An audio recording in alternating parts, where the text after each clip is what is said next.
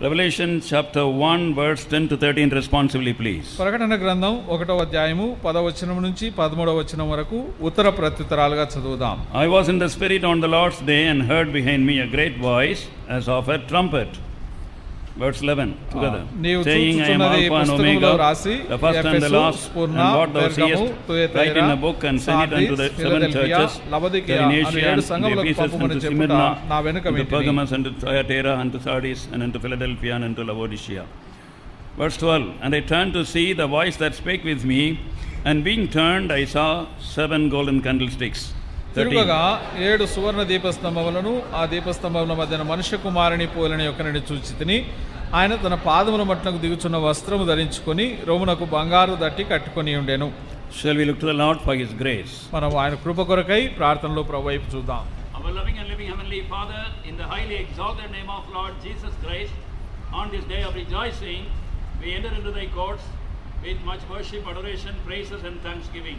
ఆ ప్రేమ కలిగిన పరలోకపు తండ్రి, ఈ సంతోషకరమైన శుభదినమున మేము మరి మీ సన్నిధిలోనికి హృదయపూర్వకమైన కృతజ్ఞతాస్తుతులతో మీ సన్నిధిలో ప్రవేశిస్తున్నాం. We pray, Heavenly Father, that thou will enable us to enter into the victory of the Lord Jesus Christ. ఆ ప్రభువైన యేసుక్రీస్తు వారి యొక్క విజయములో మేము ప్రవేశించున్నట్లుగా మీరు మాకు సహాయం చేయవలనని ప్రార్థిస్తున్నాం. Our eyes and attention may turn to him. మా యొక్క నేత్రములు, మా దృష్టి ఆయన వైపుకు త్రిప్పబడును గాక. Take away wandering thoughts. చెదిరిపోయే తలంపుల నుంచి మమ్మల్ని భద్రపరచండి. Keep all of us all around us in thy full control. మమ్మల్ని అందరినీ మీ యొక్క సంపూర్ణమైన స్వాధీనములో ఉంచుకోనండి. And we bring by faith ourselves in this place under the victory of the sprinkling of the precious blood of the everlasting covenant, the blood of Lord Jesus Christ. విశ్వాసముతో మమ్మును ఈ స్థలమంతటిని కూడా మా ప్రభువైన యేసుక్రీస్తు వారి యొక్క విజయమునకు కారణమైన నిబంధన రక్త ప్రోక్షణకి తీసుకొని వస్తున్నాం. We rebuke and bind all the seen and unseen works of the enemy in the name of Lord Jesus Christ. మా ప్రభువైన యేసుక్రీస్తు వారి నామములో కనిపించని శత్రువు యొక్క కార్యములన్నిటిని మేము బంధిస్తూ ఉంటున్నాం. And hide all that is of man and what is of thee alone may be manifested in our midst. మానవ సంబంధమైన ప్రతి దానిని మరుగుపరిచి మీ సంబంధమైనది మాత్రమే ప్రత్యక్షపరచబడినట్లుగా అనుగ్రహించుమని ప్రార్థిస్తున్నాం. Our Lord Jesus Christ with all his glory, majesty alone be exalted in our midst. మా ప్రభువైన యేసుక్రీస్తు వారు మాత్రమే ఆయన సంపూర్ణమైన మహిమా ప్రభావములతో మా మధ్యలో ప్రత్యక్షపరచబడినట్లుగా అనుగ్రహించండి. Quicken our hearts through thy word. మీ వాక్యము చేత మమ్మను ఉజ్జీవింపచేయండి. Keep us in thy unction, grant us thy utterance. ప్రభువా, మీ యొక్క అభిషేకం క్రింద మమ్మల్ని నుంచి అవసరమైన ఉచ్చారణ మాకు అనుగ్రహించండి. We give thee all the glory and pray with thanksgiving in the exalted name of our Lord and Savior Jesus Christ. సమస్తమైన మహిమా ఘనతలు మీకే ఆరోపిస్తూ మా ప్రభువును రక్షకుడైన యేసుక్రీస్తు వారి నామములో స్తుతించి ప్రార్థిస్తున్నాము తండ్రి. ఆమేన్. In this passage we have answer for some important questions about worship. ఇక్కడ మనం చదివినటువంటి ఈ వాక్య భాగములో ఆరాధన గురించిన ప్రశ్నలకు ప్రాముఖ్యమైనటువంటి ప్రశ్నలకు సమాధానములు కనిపిస్తున్నాయి. First question, what is worship? మొట్టమొదటి మాట ప్రశ్న, ఆరాధన అంటే ఏమిటి? Verse 10, I was in the spirit. 10వ వచనము, నేను ఆత్మవశుడనై ఉండగా. So worship to be done in the spirit only. ఆరాధన ఆత్మలోనే జరిగించబడాలి. There are two things concerning the word spirit. ఆత్మ అనేటువంటి మాటకు సంబంధించిన సంగతులు రెండు ఉన్నాయి.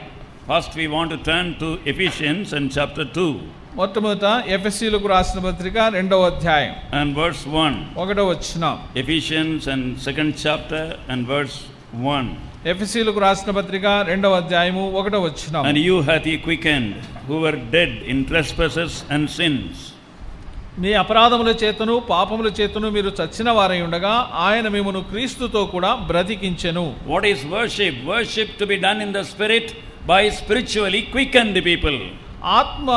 ఆరాధన అనేది ఆత్మీయముగా బ్రతికింపబడిన ఉజ్జీవింపచేయబడినటువంటి వారి ఆత్మలో నుంచి తీసుకొని రాబడినది. Those who are dead in trespasses and sins, by repentance and faith, when they turn to the Lord Jesus Christ, he quickened them spiritually. ఎవరైతే పాపముల చేతను అపరాధముల చేతను చచ్చినటువంటి స్థితిలో ఉన్నారో అటువంటి వారిని క్రీస్తు యేసు ప్రభువునందరి విశ్వాసము ద్వారా ఆయన వారి ఆత్మను బ్రతికించినాడు లేక ఉజ్జీవింపజేశాడు. Only the saved, born again, true child of God can worship in the spirit. నిజమైనటువంటి రక్షించబడినటువంటి తిరిగి జన్మించిన అనుభవం కలిగినటువంటి విశ్వాసి మాత్రమే నిజమైన ఆరాధన ఆరాధించగలడు. And secondly, the spiritual worship should be done not emotionally or soulishly. రెండవది, ఆత్మ సంబంధమైన ఆరాధన శరీర సంబంధమైన ఉద్రేకం వలన తీసుకొని రాబడినది కాదు. And as you know, every human being has 3 sides of his personality. ఒక వ్యక్తి యొక్క మానవ జీవితంలో ఒక వ్యక్తిలో 3 భాగములు ఉన్నాయి. We read about it in 1 Thessalonians chapter 5 verse 23. ఆ తెస్సలోనికీయులకు రాసిన మొదటి పత్రిక 5వ అధ్యాయం 23వ వచనంలో ఈ విషయాన్ని మనం చూడగలం. Every human being has a spirit, a soul and a body. ప్రతి మానవుడు కూడా ప్రాణ, ఆత్మ, దేహములను కలిగి ఉన్నాడు. And the spirit is the unseen innermost part of the personality. ఒక వ్యక్తి యొక్క ఆత్మ అన్నది అంతరంలో ఆంతరంగికంలో మరుగుగా ఉంచబడినటువంటిది. And we have to worship in the innermost man in the spirit. మానవుని యొక్క ఆంతరంగిక పురుషునిలో అనగా ఆత్మలో తాను ఈ ఆరాధన చేయగలడు. Not in the outward physical or emotional worship. బాహ్యంగా కనిపించే భౌతికమైనటువంటి శరీరముతో లేక ఉద్రేకములతో తాను ఆరాధించలేడు. Not in shouting, jumping, dancing.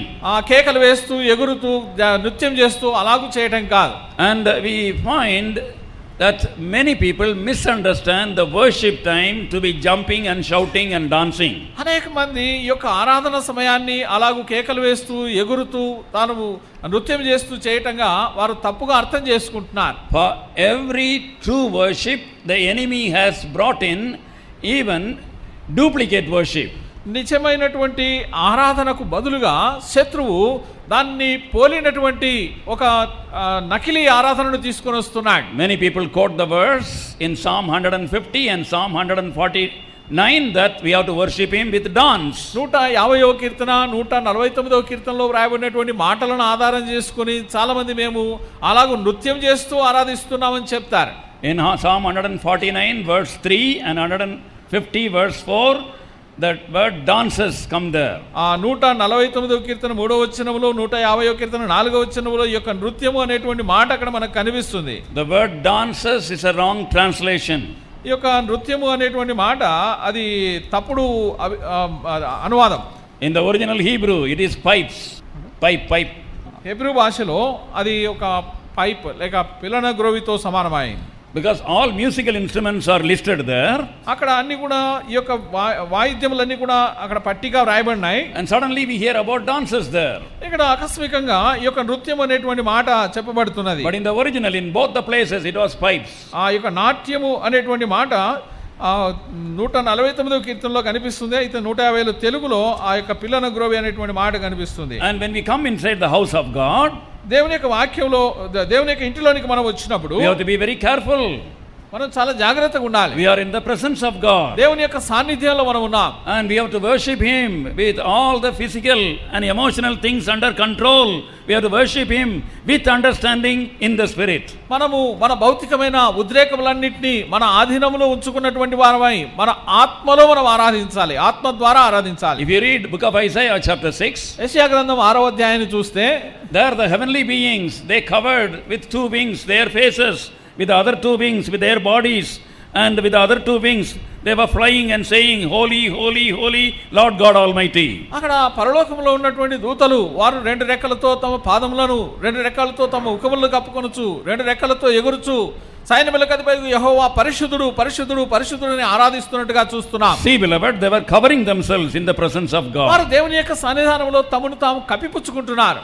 And we find in 1 Corinthians chapter 14, కొరింథీయులకు రాసిన మొదటి పత్రిక 14వ అధ్యాయంలో చూస్తే in verse 15, 15వ వచనంలో Paul the apostle is telling అపోస్తలుడైన పౌలు చెప్తున్నాడు that I will sing and I will pray in the spirit and with understanding also.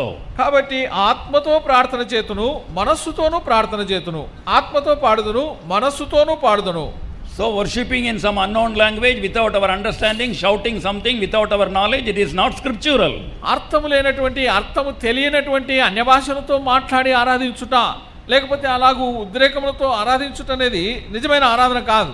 And we find with the understanding of the truth of God we have to worship him. ఇక్కడ చెప్పబడుతున్నది దేవుని యొక్క వాక్య సత్యమును గూర్చినటువంటి గ్రహింపుతో ఆరాధించాలి. And again we find in the words of Lord Jesus Christ in John's Gospel chapter 4 verse 24. యోహాను సువార్త 4వ అధ్యాయం 24వ వచనంలో ప్రభువైన యేసుక్రీస్తు వారు చెప్పిన మాటలలోని అర్థాన్ని చూస్తే, they that worship him should worship him in spirit and in truth. ఆయనను ఆరాధించువారు ఆత్మతోను సత్యముతోను ఆరాధింపవలెను అన్నాడు. It is the warning to the modern Christianity. ఇది ఆధునిక క్రైస్తవ్యానికి ఇవ్వబడుతున్నటువంటి హెచ్చరిక. We have to worship in the spirit, not in the soul, not in the physical body. మనము భౌతికమైన దేహములో గాని మన ప్రాణ ఉద్రేకములతో గాని కాకుండా ఆత్మలో ప్రభువును ఆరాధించవలసిన వారు. We have to worship him in the truth, in the understanding of the truth of God's word. మనం సత్యముతో ఆరాధించాలి. దేవుని యొక్క వాక్య సత్యమును గుర్చినటువంటి గ్రహింపుతో ఆరాధన రావాలి. That is why there is a short message before our worship time. అందుకే మన ఆరాధనకు మునుపు క్లుప్తమైనటువంటి సందేశం మనకు అనుగ్రహించబడుతున్నది. And we can understand the scripture according to the truth of the scripture, we worship him. మనం దేవుని యొక్క వాక్య సత్యమును అనుసరించి వాక్యమును గ్రహించినటువంటి వారమై ఆరాధించవలెను. And also spiritual worship is in order. అంతేకాదు ఆత్మ సంబంధమైన ఆరాధన ఒక క్రమముతో కూడినది. If you look at the same chapter 1 Corinthians chapter 14 verse 40, కొరింథీయులకు రాసిన మొదటి పత్రిక 14వ అధ్యాయం 40వ వచనములో మనం చూసినట్లయితే, all things should be done decently and in order. సమస్తమును మర్యాదగాను క్రమముగాను జరగనీయుడి. In order, క్రమముగా జరగాలి. not all shouting together, అందరూ కలిసి కేకలు వేయడం కాదు. one by one, ఒక క్రమములో ఒకరి తర్వాత ఒకరు. all we do here we are doing according to the word of God. మనం ఏదైతే ఇక్కడ జరిగిస్తున్నామో ఇవన్నీ కూడా దేవుని యొక్క వాక్యానుసారంగా జరిగిస్తున్నాం. Nothing we are doing according to man made custom or teaching. మానవుడు ఏర్పరిచినటువంటి పద్ధతులు ఉపదేశములను బట్టి మనం ఇక్కడ జరిగించట్లేదు. That is why the Lord should be pleased with our spiritual worship. అందుకే మన ఆత్మ సంబంధమైన ఆరాధన ద్వారా ప్రభువు సంతృప్తి పరచబడాలి. As born again people, తిరిగి జన్మించిన ప్రజలంగా we worship him in the spirit with the understanding. మనము గ్రహింపుతోను ఆత్మలో ఆరాధిస్తున్నాం. According to the truth of God's word. దేవుని యొక్క వాక్య సత్యమును అనుసరించి. Second question we want to రెండవ ask. ప్రశ్న, మనం ఎదుర్కొనే రెండవ ప్రశ్న. We are talking about worship. మనం ఆరాధన గురించి చూస్తున్నాం. And second question, రెండవ ప్రశ్న, when to worship him? ఎప్పుడు ఆరాధించాలి? When to worship him congregationally. సామూహికంగా సమాజముగా మనం ఎప్పుడు ఆయనను ఆరాధించాలి? Here John the apostle is telling, I was in the spirit on the Lord's day. ఇక్కడ అపోస్తలుడైనటువంటి యోహాను తను చెప్తున్నాడు, ప్రభువు దినమందు ఆత్మవశుడనై ఉండగా. What is the Lord's day? ప్రభు దినం అంటే ఏమిటి? Some people are telling that 7th day is the Lord's day. కొంతమంది చెప్తున్నారు 7వ దినమే ప్రభు దినం అంటున్నారు. 7th day was the Sabbath day.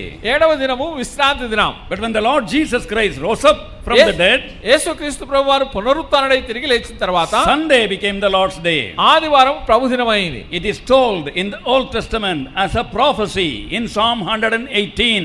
118వ కీర్తనలో ఇది ప్రవచనాత్మకంగా చెప్పబడింది. In from verses 22 to 24. 22వ వచనం నుంచి 24వ వచనం వరకు. This is the day the Lord hath made, let us rejoice and be glad in it. Verse 24. ఇది యెహోవా ఏర్పాటు చేసిన దినము గనుక దీనిలో మనం ఉత్సహించి సంతోషించుదాము అని. Which is the day? ఏది ప్రభు దినము? Verse 23. The stone which was rejected by the builders became the headstone of the corner. ఆ మనుషుల చేత తృణీకరించబడిన రాయి మూలకు తలరాయి ఆయను. When was it? ఎప్పుడది? On Sunday. ఆదివారం దినం. By resurrection the Lord Jesus Christ became the headstone of the corner. పునరుత్థానము ద్వారా యేసుక్రీస్తు ప్రభువారు సంఘమునకు మూలరాయి అయ్యాడు. No more the 7th day. 7వ దినం అనేది ఇక లేదు. It is the Lord's day. ఇది ప్రభు దినం. First day of the week. ఆ వారములో మొట్టమొదటి దినం. Again if you look at the scripture, మనం లేఖనాన్ని పరిశీలిస్తే, if you look at John's Gospel chapter 20, యోహాను సువార్త 20వ అధ్యాయాన్ని చూసినప్పుడు in verses 19 and 20, 19-20 వచనాల్లో Lord Jesus Christ came in the midst of the disciple on the first day of the week. ఆయన ఆదివారమున వారము యొక్క మొట్టమొదటి దినమున శిష్యుల యొద్దకు వచ్చాడు. 2 times he came. రెండు పర్యాయాలు వచ్చాడు. If you come to Acts of the Apostle chapter 20 verse 7, అపోస్తలుల కార్యములు 20వ అధ్యాయం 7వ వచనాన్ని చూస్తే, on the first day of the week the disciples gathered to break bread. ఆదివారమున పరిశుద్ధులు రొట్టె విరుచుటకు కూడుతూ వచ్చారు. According to God's word, the Lord's day is the first day, is the Sunday of the week. దేవుని యొక్క వాక్యానుసారముగా ఆదివారము వారములోని మొట్టమొదటి దినము అదే ప్రభు దినం. The Lord's day is not fun day. ఆదివారం అనేది ఏదో తమాషాగా గడిపే దినం కాదు. It is not biryani day.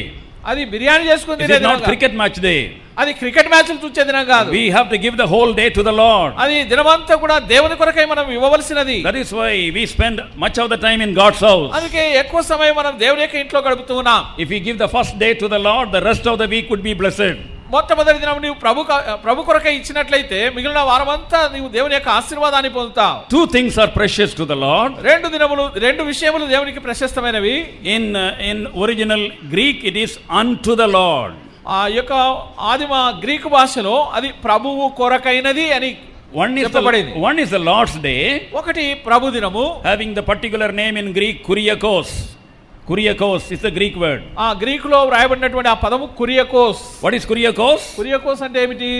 It belongs only to the Lord. అది ప్రభువుకు మాత్రమే చెందినది. First day of the week belongs only to the Lord. వారములో మొట్టమొదటి దినము సంపూర్తిగా ప్రభువు కొరకైనది. I cannot steal it. I cannot steal it. దాన్ని నేను దొంగిలించలేను. And secondly, రెండవదిగా we find the Lord's table. ప్రభు యొక్క బల్ల. And Lord's table belongs only to the Lord. ప్రభు యొక్క బల్ల ప్రభువునకు మాత్రమే చెందినది. And Lord's table we should take part worthily, systematically, regularly. ప్రభు యొక్క బలలో యోగ్యమైనటువంటి విధానములో క్రమబద్ధమైన విధానములో మనం పాలు పొందాలి. That's what we find in 1 Corinthians chapter 10 and verse 21. కొరింథీయులకు రాసిన మొదటి పత్రిక 10వ అధ్యాయం 21వ వచనంలో మనం చూస్తున్నాం. So let us be careful about these two things in our Christian life. ఇది మన క్రైస్తవ జీవితంలో మనం జ్ఞాపకం ఉంచుకోవలసినవి. First the Lord's day. మొట్టమొదటిది ప్రభు దినము. Second the Lord's table. రెండవది ప్రభు యొక్క బల్ల. Let us not miss the blessing. Let us not miss the blessing. ఈ యొక్క ఆశీర్వాదాన్ని మనం పోగొట్టుకొనకుందుము గాక. And then and the next question is, తర్వాతి ప్రశ్న ఏంటంటే, how to worship the Lord? ప్రభువుని ఎలాగ ఆరాధించాలి? In Revelation chapter 1 verse 12. ప్రకటన గ్రంథం 1వ అధ్యాయం 12వ వచనములో, I turned to see the voice, and being turned. ఇది వినగా నాతో మాట్లాడుతున్న స్వరం ఏమిటో అని చూడ తిరిగి తిని he was facing the wrong direction. తను తప్పుడు దిశలో చూస్తున్నాడు. He has to turn around the right direction. తను సరి అయినటువంటి దిశలోనికి త్రిప్పబడవలసి వచ్చింది. How to worship the Lord? ప్రభువుని ఎలాగ ఆరాధించాలి? We should turn from our wrong motives. మన తప్పుడు ఉద్దేశముల నుంచి మనం ప్రభు వైపుకు త్రిప్పబడాలి. What are the wrong motives? తప్పుడు ఉద్దేశాలు ఏమిటి? Some people come to church to meet others. కొంతమంది దేవుని యొక్క మందిరానికి ఇతరులను కలుసుకోవడానికి వస్తారు. What sari she is wearing, what shirt he is wearing. వాళ్ళు ఏం చీరలు కట్టుకుంటున్నారు, ఏం చొక్కాలు ధరిస్తున్నారు. They will go home and talk about that only. వారు దాని కొరకే వస్తారు. They don't come to see and worship the Lord. వారు ప్రభువును చూచి ఆరాధించడానికి రారు. See people and sometimes meet with people. కొంతమందిని చూడడానికి వస్తారు, కొన్నిసార్లు ప్రజలను ఒకరినొకరు కలుసుకోవడానికి. Some people come to the church to hear good music. కొంతమంది మంచి సంగీతం వినడానికి వస్తారు. They want pipe organ and a good choir. వారు పైప్ ఆర్గాన్ వినడానికి వస్తారు. And also good choir singing. మంచి choir singing పాటలు వినడానికి వస్తారు. Some people come to the house of God to hear good sermons. కొంతమంది మంచి ప్రసంగాలు వినడానికి వస్తారు. All these things are all right. ఇవన్నీ మంచిదే. Good music is all right. మంచి సంగీతం మంచిదే. Good message is all right. మంచి వర్తమానం మంచిదే. But we are not coming for that, beloved. అయితే మనం దాని కొరకు ఇక్కడికి రానక్కర్లేదు. We are coming to see the Lord, His glory, and we have come to give something, not get something. ప్రభువైన యేసుక్రీస్తు వారిని ఆయన మహిమలో చూచి ఆయనకి ఇచ్చుటకు వస్తున్నాం, మనం పొందడానికి రావడం లేదు. Oh, what I get out of this service is not the question. మనము ఈ యొక్క ఆరాధన కార్యక్రమం ద్వారా ఏం పొందుతున్నాం అనే దాని కొరకు రావట్లేదు. The question is what I give unto the Lord. నేను ప్రభువునికి ఏమి ఇస్తున్నాను అనేది ప్రాముఖ్యమైనది. The Lord waiteth for the praises of His redeemed Israelites. ఆయన తన విమోచించబడినటువంటి ఎన్నిక చేయబడినటువంటి వారి యొక్క ఆరాధన కొరకు చూస్తున్నాడు. So that is very precious to him. అది ఆయనకు ప్రశస్తమైంది. From a broken heart, విరిగి నలిగిన హృదయంతో we praise him. మనం ఆయన ఆరాధిస్తున్నాం. That is why we come to the house of God on time.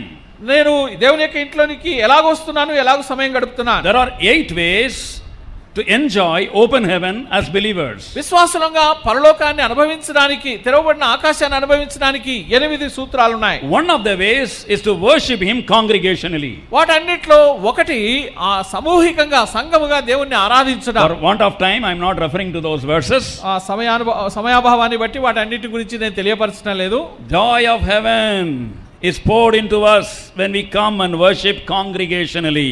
మనము సామూహికంగా వచ్చి ఆరాధించినప్పుడు పరలోకపు ఆనందం మన మీద కుమ్మరించబడుతున్నది. All heavenly blessings are poured. పరలోక ఆశీర్వాదములు కుమ్మరించబడుతున్నాయి. Not during final message time.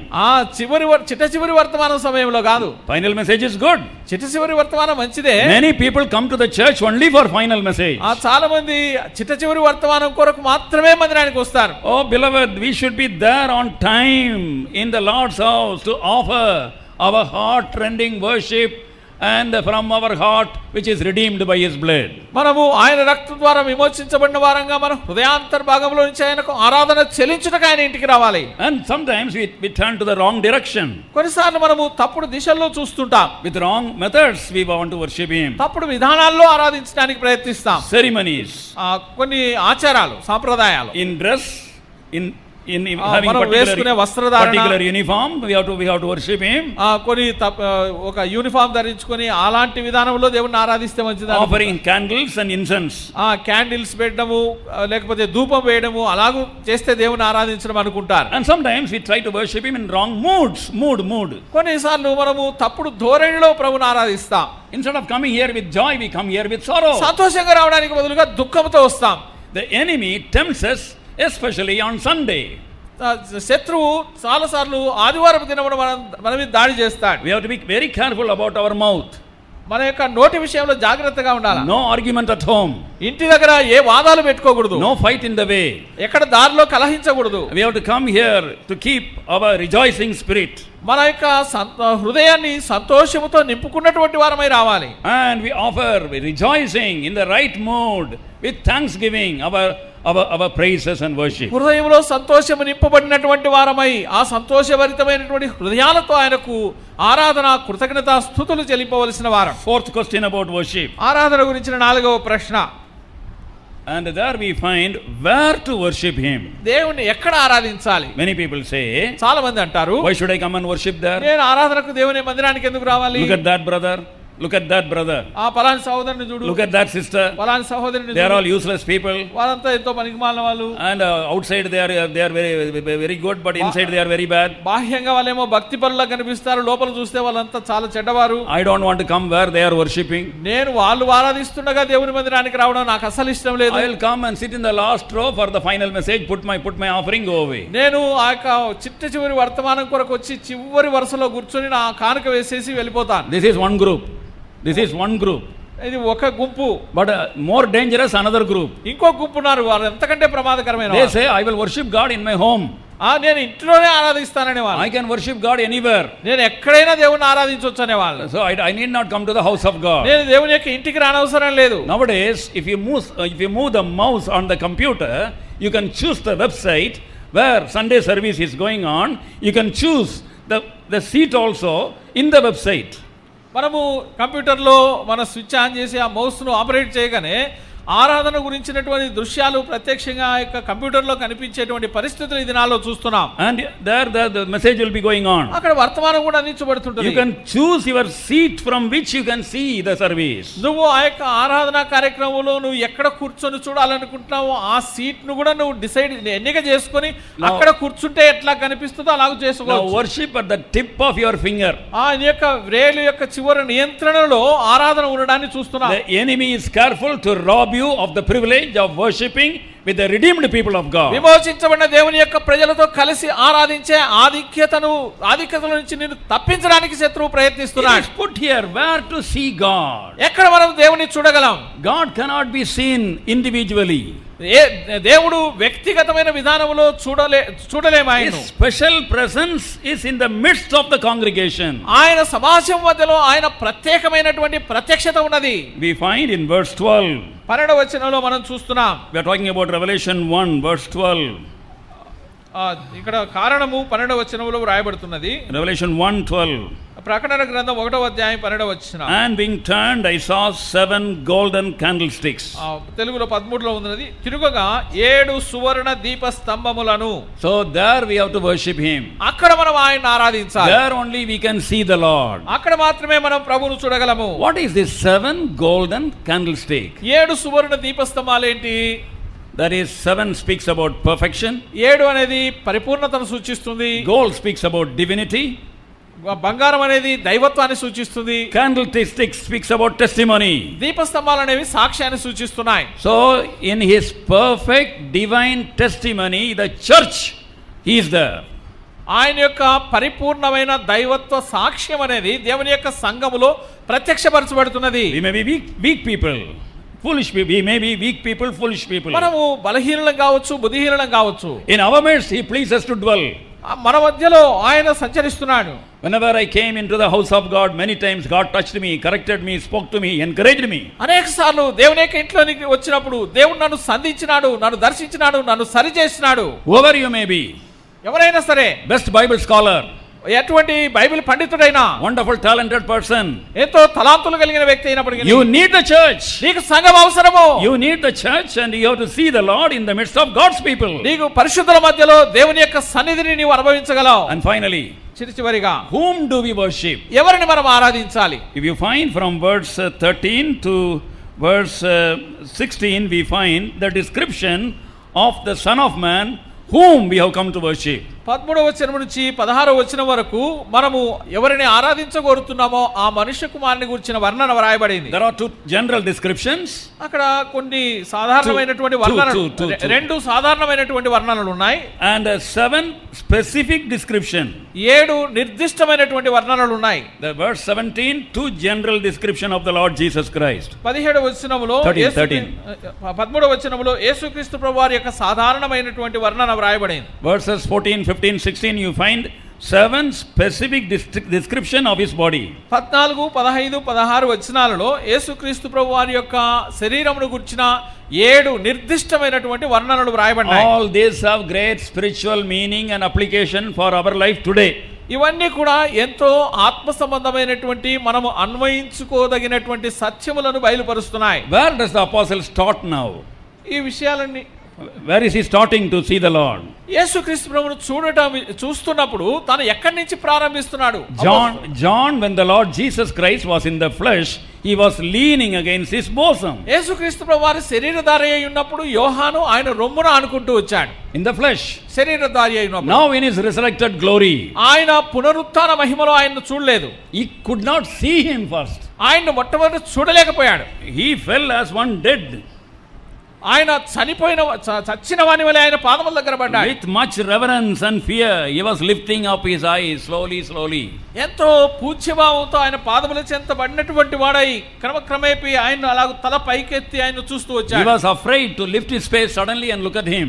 ఆయన పాదముల మీద పడినటువంటి వ్యక్తి తాను నేరుగా వెంటనే తలెత్తి ఇట్లా చూడలేదు, కానీ క్రమక్రమేపీ తలనెత్తుతూ ఆయన ప్రభువును చూస్తున్నాడు. First he sees his garment. మొట్టమొదట ఆయన పాదముల మట్టుకు దిగిన ఆ యొక్క వస్త్రపు అంచులను చూస్తున్నాడు. Up to the feet flowing garment. పాదముల మట్టుకు దిగుచున్న వస్త్రమును. Then after that, ఆ తర్వాత again he lifts slowly up. కొంచెం అలాగ పైకి చూసినప్పుడు he sees the girdle. రొమ్మునకు బంగారు దట్టి చూస్తున్నాడు. He cannot see the person of Lord Jesus Christ directly. నేరుగా యేసుక్రీస్తు ప్రభువారి యొక్క వ్యక్తిత్వాన్ని ఆయన చూడలేకపోయాడు. Such a glory, such a majesty, such a beauty of the Lord Jesus Christ. అటువంటి మహిమ, అటువంటి ప్రభావము, అటువంటి సౌందర్యము యేసుక్రీస్తు ప్రభువారు కలిగి ఉంటూ వచ్చారు. Oh, the Lord may fill you with awe and reverence in the presence of the Lord this morning. ఈ ఉదయకాలము ప్రభు యొక్క సన్నిధానములో మనలను ప్రభువును గురించినటువంటి పూజ్యభావంతో, అటు మహిమను గురించినటువంటి ప్రత్యక్షతతో నింపును గాక. Don't get up and walk to the bathroom again and again during worship. దయచేసి ఆరాధన సమయంలో లేచి బాత్రూమ్ వైపుకు ఇటు అటు తిరగవద్దండి. Don't open your eyes and be smiling and talking and reading SMS, sending SMS, please. కళ్ళు తెరిచి ఇటు అటు ఒకరితో ఒకరు మాట్లాడడం చేయొద్దండి. SMS, don't receive it, don't send it. SMS. SMS లు ఎవరికి పంపించొద్దండి, ఎవరి దగ్గర నుంచి స్వీకరించొద్దండి. Avoid all this. You are in the presence of the Lord. నీవు దేవుని యొక్క సన్నిధానములో ఉన్నావు. Avoid all this. వీటన్నిటిని నువ్వు తప్పించు. Because with awe and reverence, with a trembling heart, we must be seeing the beauty and glory of the Lord Jesus Christ. ఎంతో భయముతో, పూజ్యభావంతో, వణకుతూ ఆయన యొక్క మహిమను, ప్రత్యక్షతను మనం చూడవలసిన వారం. In the beginning days in Jehoshama, ఆరంభ దినాలలో యెహోషమలో, when I entered as a young man, యవనస్తునిగా నేను ప్రవేశించినప్పుడు, from the gate we felt the presence of God. ఆవరణపు గేట్ దగ్గర నుంచే, ప్రవేశ ద్వారం నుంచే దేవుని యొక్క సన్నిధి గమనికలోనికి వస్తూ వచ్చాం. Afraid to speak to people. మనుషులతో మాట్లాడడానికి భయపడుతూ వచ్చాం. His Shekinah glory was in the pandal. ఆ యొక్క షెకినా మహిమ ఆవరణమంతా నింపబడుతూ వచ్చింది. Because the people were reverential in the presence of God. దేవుని యొక్క ప్రజలు పూజ్యభావంతో దేవుని యొక్క సన్నిధిలో గడుపుతూ ఉండడాన్ని బట్టి దేవుని యొక్క సన్నిధి అనుభవిస్తూ వచ్చేవారు. Who can bring the presence of God? దేవుని యొక్క సన్నిధిని ఎవరు క్రిందికి తీసుకురాగలరు? It is you, it is me who are redeemed people. When we reverence him, his presence is there. విమోచించబడిన ప్రజలమైన నీవు నేను పూజ్యభావంతో వణకుతో భయముతో ఆయన సన్నిధిలో గడిపినప్పుడు దేవుని యొక్క సన్నిధి మన మధ్యలోనికి దిగి రాగలదు. And there we find he is saying slowly. అక్కడ దేవుని ప్రభువును ఆయన క్రమక్రమేపీ చూస్తూ వస్తున్నాడు. Then he starts from the head. తర్వాత తాను శిరస్సును తలను చూస్తున్నాడు. Two general description. అక్కడ రెండు సాధారణమైనటువంటి వర్ణనలు ఉన్నాయి. One about his garment. ఒకటి ఆయన వస్త్రం గురించి. Another about his girdle. తర్వాత ఆయన దట్టి గురించి. Now about the garment only we are going to just mention few things and go to worship. ఇప్పుడు ఆ యొక్క వస్త్రమును గురించి మాత్రమే కొన్ని విషయాలు చూచి మనం ఆరాధనలో ప్రవేశిస్తాం. The garment was up to the feet. ఆ యొక్క వస్త్రము పాదముల మట్టుకు దిగుచున్నది. That speaks three things to us. దేవుడు మూడు విషయాలు ఇక్కడ మనకు నేర్పిస్తున్నాడు. And the first thing is, మొట్టమొదటిది, the Lord is telling, my son, my daughter, see my garment, it is a flowing garment. నా కుమారుడా, నా కుమార్తె, నా వస్త్రమును చూడు, ఇది పాదముల మట్టుకు దిగుచున్నటువంటి వస్త్రము.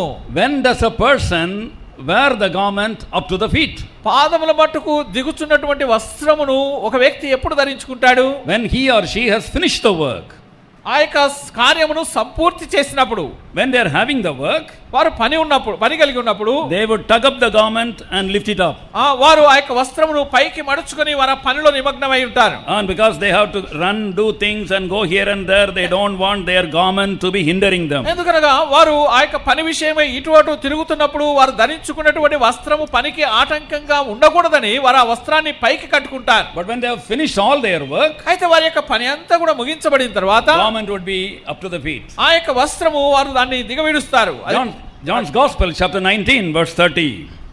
మార్కు సువార్త John 19:30. 19వ అధ్యాయం 30వ వచనం. The Lord Jesus Christ on the cross said from his blessed mouth, it is finished. యేసుక్రీస్తు ప్రభువారు ఆ యొక్క కల్వరి శిలువలో నుండి కేక వేసినారు, సమాప్తమైనది అని.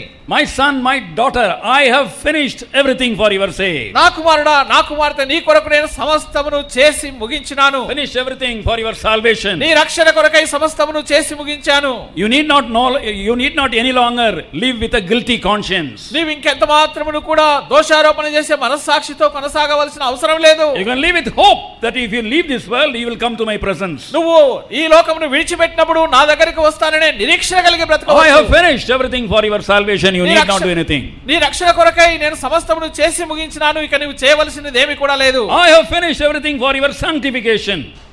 నీ యొక్క పరిశుద్ధీకరణం కొరకు జరిగించవలసిన దాన్నంతటిని నేను చేసినాను. You can live a victorious life. You can live a నీకు నేను నిత్య జీవం. No, you can live a victorious life. నీవు ఒక విజయవంతమైన జీవితాన్ని జీవించవచ్చు. You no longer be a slave to any sin. నువ్వు ఎంత మాత్రము పాపమునకు ఇక బానిసగా ఉండనవసరం లేదు. No sinful habit can keep you in bondage. ఏ పాప సంబంధమైన అలవాట్లు కూడా నిన్ను బానిసత్వంలో బంధకములలో ఉంచలేవు. I have done, my son, my daughter, everything for your glorification. నా కుమారుడా, నా కుమార్తె, నీవు మహిమపరచబడు నిమిత్తమై అవసరమైన ప్రతిదానిని నేను చేసి ముగించాను. I have finished everything so that you can one day come and sit with me on my throne and share my rulership. ఒక దినమున నీవు నా దగ్గరకు వచ్చి నాతో కూడా నా సింహాసనంలో కూర్చొని పరిపాలనలో పాలు పొందునట్లుగా సమస్తమును చేసి ముగించాను. What a hope we have. ఎటువంటి నిరీక్షణ మనకి. What a rest we have. ఎటువంటి విశ్రాంతి మనకు కలిగింది. That is why the Lord says, I have finished everything for you. అందుకే ప్రభువైన యేసుక్రీస్తు వారు చెప్తున్నాడు, నేను నీ కొరకై సమస్తమును చేసి ముగించాను. Colossians 2:15. కొలస్సీయులకు రాసిన పత్రిక 2వ అధ్యాయం 15వ వచనంలో, He got victory over all the powers of Satan. ఆయన సాతాను సంబంధించిన అధికారములన్నిటి మీద విజయాన్ని పొందినాడు. Satan cannot have any power over a redeemed child of God. విమోచించబడిన దేవుని బిడ్డపైన సాతానుకు ఎటువంటి అధికారము లేదు. Black magic, white magic, any magic. Magic cannot have. ఎటువంటి మంత్ర విద్యలు ఏవి కూడా పని చేయలేవు. And no evil spirit can touch any child of God. ఏ దుష్ట శక్తులు కూడా దేవుని యొక్క బిడ్డను తాకలేవు. Enemy is defeated. శత్రువు ఓడించబడ్డాడు.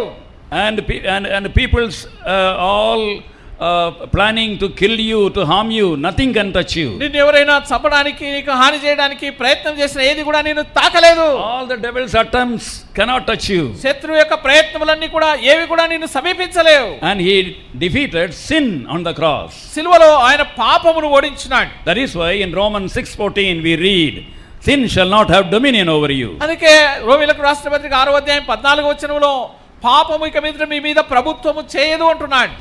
And also death cannot have any fear for us. మరణం అనేది ఎంత మాత్రమును మనకు భయము కల్పించలేదు.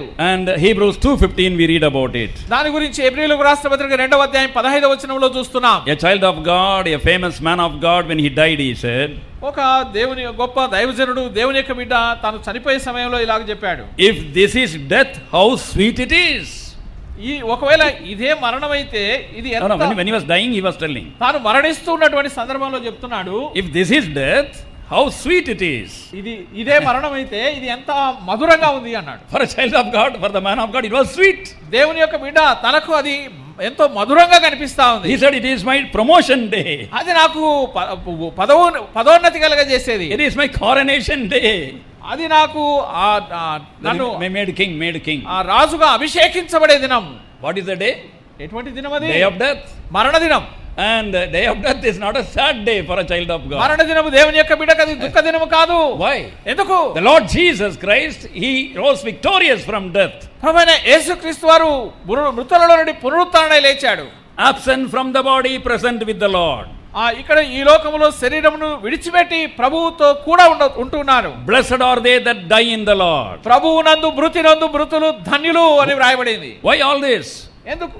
Last year I was with the people in Nepal when many children of God, many saints of God died in the compound. గత సంవత్సరము నేను నేపాల్లో ఉన్న సమయంలో అక్కడ ఆవరణంలో చాలా మంది దేవుని ప్రజలు మరణించారు. Because of some accident. ఒక ప్రమాదాన్ని బట్టి. But how they reacted? అయితే ఆ పరిస్థితికి వాళ్ళు ఎలాగో ప్రతిస్పందించినారు. Joyfully, bravely, praising God. వారు ఎంతో సంతోషంతో దేవుని స్తుతిస్తూ. I was shaken up very much. నా హృదయంలోనే ఎంతో కదిలించబడ్డాను. Death has the least part to play in our life. Death is nothing because the Lord has overcome death. ప్రభు మరణమును జయించిన కారణాన్ని బట్టి మరణం అనేది మనకు ఎంత మాత్రమును భయం కొల్పించేది కాదు ఏ రకంగా కూడా. And also he won victory over the grave. ఆయన సమాధి పైన కూడా విజయాన్ని సాధించినాడు. Acts 2:31. అపోస్తలుల కార్యములు 2వ అధ్యాయం 31వ వచనం. The flesh shall not see corruption. ఆయన యొక్క శరీరము కుళ్ళు పట్టలేదు. And it is not the end of our life. మన మరణం అనేది మన జీవితానికి ముగింపు కాదు. Grave is not the end of our life. సమాధి మన జీవితానికి ముగింపు కాదు.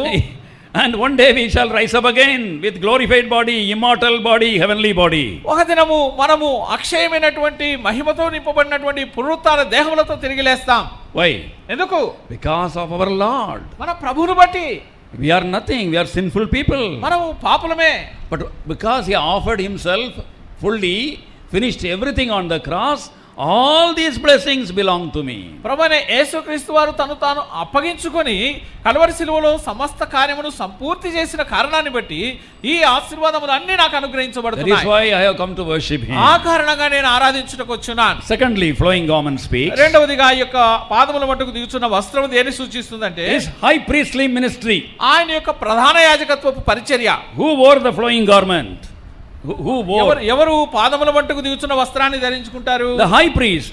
ఆ ప్రధాన యాజకుడు. We find in Hebrews chapter 7 verse 25. హెబ్రీయులకు రాసిన పత్రిక 7వ అధ్యాయం 25వ వచనంలో మనం చూస్తున్నాం. Hebrews 7:25 please. హెబ్రీయులకు రాసిన పత్రిక 7వ అధ్యాయం 25వ వచనం. Wherefore he is able also to save them to the uttermost that come unto God by him, seeing he ever liveth to make intercession for them. ఈయన తన ద్వారా దేవుని యొద్దకు వచ్చు వారి పక్షమున విజ్ఞాపనము చేయుటకు నిరంతరము జీవించుచున్నాడు గనుక వారిని సంపూర్ణముగా రక్షించుటకు శక్తిమంతుడై ఉన్నాడు.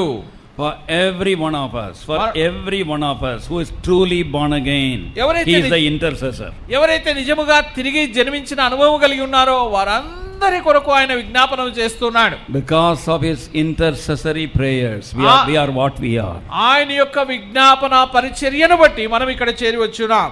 And we are what we are and we get what we have, what we want to get, not because of our worthiness, because of his intercessory prayers. మనం ఏమై ఉంటున్నామో, మనం ఏది పొందగోరితే దాన్ని పొందుతున్నామో అదంతా కూడా ఆయన ప్రధాన యాజకత్వపు పరిచర్యను బట్టి. What a wonderful heavenly high priest. ఎటువంటి పరసంబంధమైనటువంటి ప్రధాన యాజకుని మనం కలిగి ఉన్నాం. And we can boldly go to the throne of grace of this heavenly high priest any time for any need. మనము ఏ సమయంలోనైనా ఏ అక్కర కొరకైనా ఈ ప్రధాన యాజకుని యొద్దకు మనము ధైర్యముగా ఆ యొక్క కృపాసనమునకు చేరగలిగిన వారమై ఉన్నాం. That is why we have come to worship our high priest. అందుకే మన ప్రధాన యాజకుని మనం ఆరాధించుటకు కూడి వస్తున్నాం. Thirdly, మూడవదిగా flowing garment speaks about his kingship. దిగుచున్నటువంటి వస్త్రం, పాదముల మట్టుకు దిగుచున్న వస్త్రం ఆయన యొక్క రాజరికాన్ని సూచిస్తుంది. The kings wore flowing garments. రాజులు అటువంటి పాదముల మట్టుకు దిగుచున్న వస్త్రాన్ని ధరించుకుంటారు. Lord Jesus Christ is called as the King of Kings and Lord of Lords. ప్రభువైన యేసుక్రీస్తు వారు రాజులకు రాజు, ప్రభులకు ప్రభువుగా పిలువబడుతున్నాడు. 3 times in the New Testament. క్రొత్త నిబంధనలో 3 పర్యాయములు ఈ మాట వ్రాయబడింది. These 3 times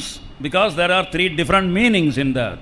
ఈ 3 పర్యాయములు వ్రాయబడడంలో 3 భిన్నమైనటువంటి అర్థాలు కనిపిస్తున్నాయి. 1 Timothy chapter 6 verse 15. తిమోతికి రాసిన మొదటి పత్రిక 6వ అధ్యాయము 15వ వచనం. King of Kings and Lord of Lords. ఆ రాజులకు రాజును, ప్రభువులకు ప్రభువునై ఉన్నాడు.